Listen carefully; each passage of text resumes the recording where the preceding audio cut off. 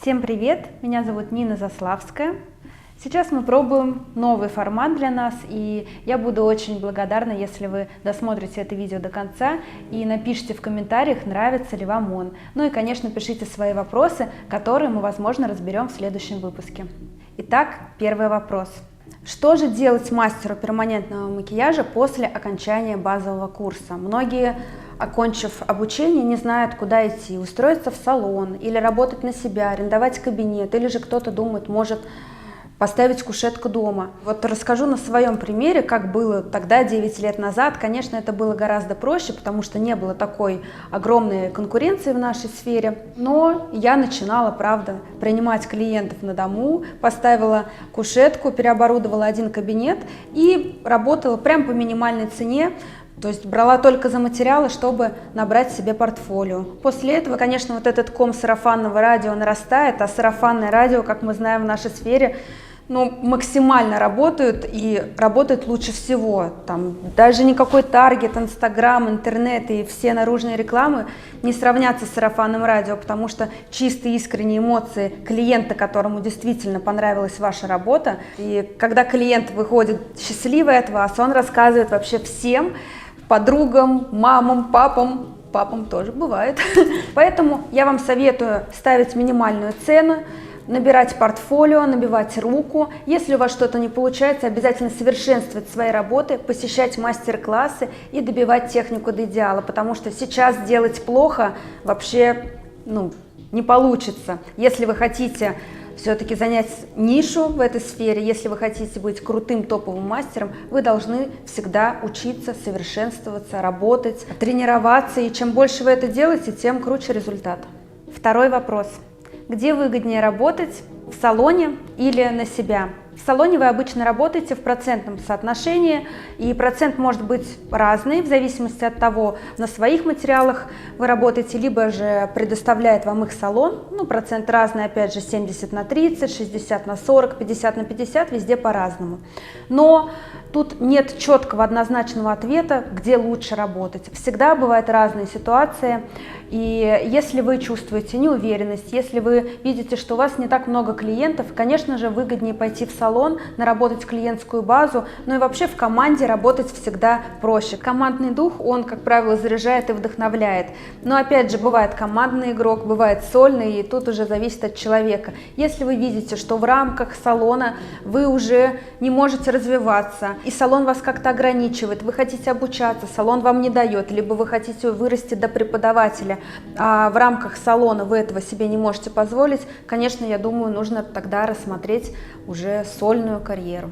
Третий вопрос. Если вы хотите работать на себя, открыть какой-то небольшой кабинет, с чего начать и сколько это будет стоить? Конечно, прежде всего зависит от места, которое вы хотите арендовать. Это может быть кабинет в салоне красоты, либо же кабинет в каком-то офисном здании, либо же, может, вы хотите полностью салон оборудовать. Ну и зависит от вашего кармана, сколько вы готовы вложить в оборудование своего убранства, так сказать.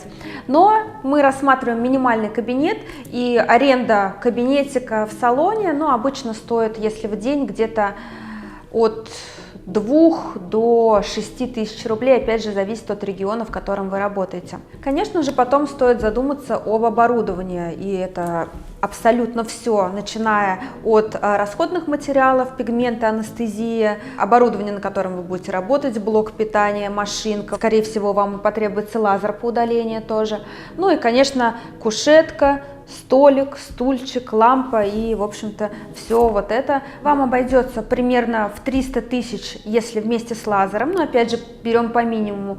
И если вы пока не планируете приобретать лазер по удалению, самый минимум 100-150 тысяч рублей. Итак, четвертый вопрос.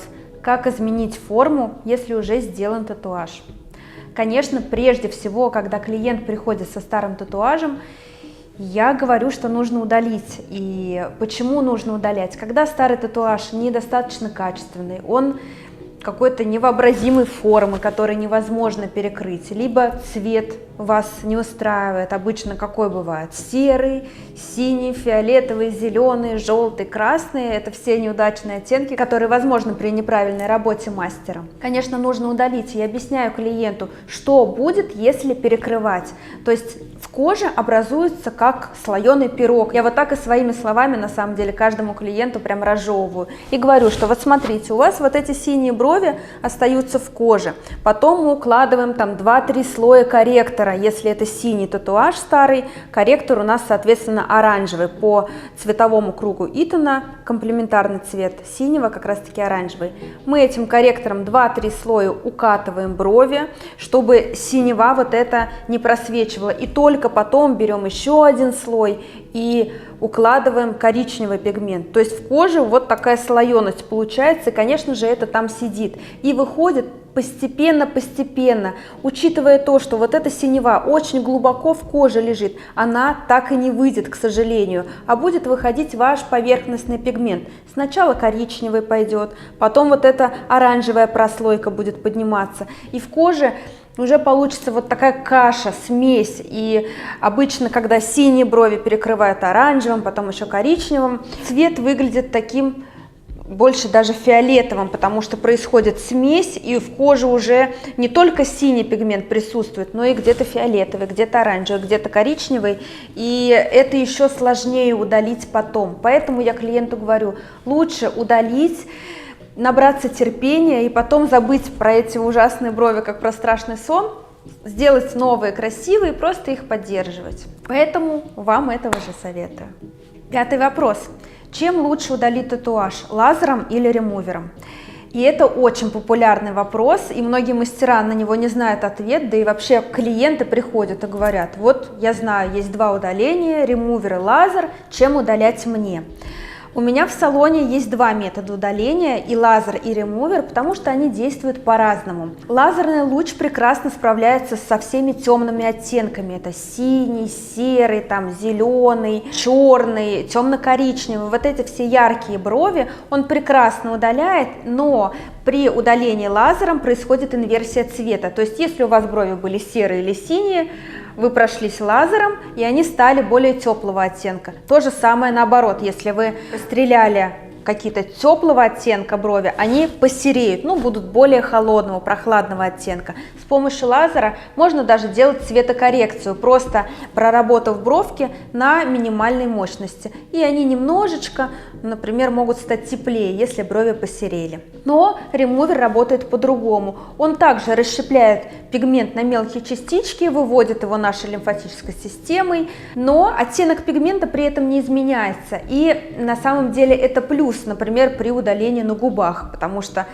на губах розовый цвет. Если вы простреляете губы лазером, какое-то время клиентка будет ходить вот с такими вот серыми ужасными губами. Но если вы удаляете органический пигмент, да, чаще всего у нас мастера работают на органике, либо на гибридных пигментах. При ремувере никакой инверсии не происходит, губки просто светлеют и сходят на нет. То есть поэтому все-таки лучше иметь у себя под рукой и тот метод. Еще один плюс ремувера – это удаление белил. Это оксид титана, и оксид титана на самом деле входит во все пигменты просто в разных количествах.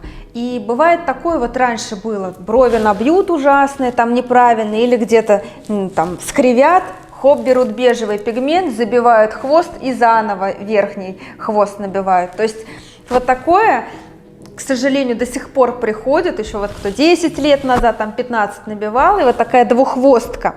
И там, где бежевый пигмент лежит, его очень тяжело удалить. Лазер бежевый пигмент вообще не видит, то есть бесполезно стрелять, там бежевые концы бровей, он не удалится. А вот ремуверу все равно, какой пигмент удалять, хоть белила, хоть не белила, он прекрасно со всем справляется, и на такой случай как раз-таки приходит на помощь именно он.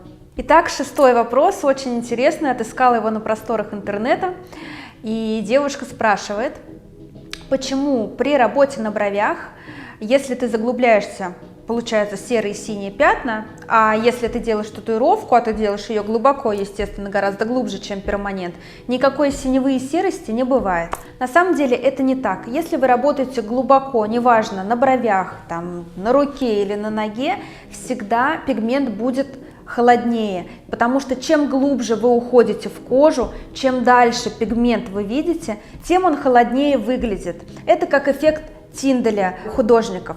Вот если вы посмотрите вдаль, например, вы там едете на лодке, смотрите там горы, да, вы горы всегда видите такими сиреневатыми, голубоватыми, потому что они далеко. Если вы подойдете близко к этой горе, конечно же, она не будет голубой, как вы видели ее издали. То же самое и с пигментом. Чем пигмент дальше уходит в кожу, тем он всегда холоднее выглядит. И татуировки выглядят черными только сначала, но когда они немножко подвыгорают, как и перманент, да, когда сходят корочки, они также приобретают такой синеватый, сероватый оттенок. Этого, к сожалению, не избежать, потому что пигмент у нас всегда лежит под кожей. Поэтому, работая на лице, а на лице у нас кожа потоньше, здесь есть косточки, такие опасные зоны, где чаще всего как раз бывают вот эти вот кляксочки или заглубления на изгибах, да, нужно работать очень поверхностно, чтобы пигмент как раз-таки всегда лежал красиво и не уходил ни в какую серость, голубизну. Лучше пусть будет полупрозрачный, вы будете обновлять, поддерживать раз в год, и клиент ваш будет доволен, но и самое главное, вы довольны собой. 7-й вопрос. И тоже не менее популярный: что держится дольше, волосковая техника либо же пудровая техника? На самом деле вы работаете всегда на одной глубине в коже, что при волосковой технике, что при пудровой технике. Вы работаете очень поверхностно. Отличие лишь в том, что волоски вы наносите более контурно. То есть вот эта пудра, если при пудровой технике вы ее так разбрасываете хаотично, и бровка у вас состоит из пикселей, вот при волосковой технике эти пиксели выстраиваются в ряд, то есть наслаиваются друг на друга, и получается линия. По носке все то же самое, на самом деле год, полтора, два, все зависит от кожи. На сухой, на тонкой коже все и заживает ярче, лучше, и носится дольше. На возрастных дамах, конечно, дольше держится, чем у молоденьких, потому что обмен веществ, метаболизм более такой усиленный, и быстрее все вымывается организмом. Все индивидуально, нужно смотреть, и клиентам мы также объясняем, как только вы замечаете, что бровки начинают светлеть, вы приходите на обновление. Вот пудра смывается равномерно, просто светлеет. Волосковая техника как смывается? Сначала уходят более светлые места, а светлые места у нас по бокам. То есть сверху вот эти пушковые волоски начинают светлеть, снизу пушковые волоски. Остается серединка, потому что серединка у нас более насыщенная, более четко прорисованная. Бровка визуально просто сужается. То есть вот такая особенность у нас есть в таких разных техниках. 8-й вопрос. Говорят, что в Дубае перманентный макияж запрещен, и мастера перманентного макияжа не могут заниматься ни микроблейдингом, ни перманентом, вплоть до депортации и тюрьмы. Или же нужно получать какое-то разрешение на работу в Дубае. И на этот вопрос я могу прекрасно ответить, потому что буквально 2 недели назад у меня прилетала из Дубая ученица, и мы с ней проходили все зоны, и, конечно же, обсуждали законы в Дубае, как она будет работать. В Дубае нужно обязательно отучиться в лицензированной школе. И она как раз-таки, отучившись в этой лицензированной школе, к сожалению, не получила должных знаний и прилетела опять переучиваться ко мне на базовый курс сюда. Но она сказала, для нее это не важно, самое главное разрешение и корочка, без которой, к сожалению, в Дубае работать действительно нельзя. 9-й вопрос. Очень актуальный вопрос для мастеров перманента, и очень часто мне его задают. На какой телефон лучше всего фотографировать свои работы мастеру перманентного макияжа? И мы всегда гонимся за этими потрясающими, красивыми фотографиями.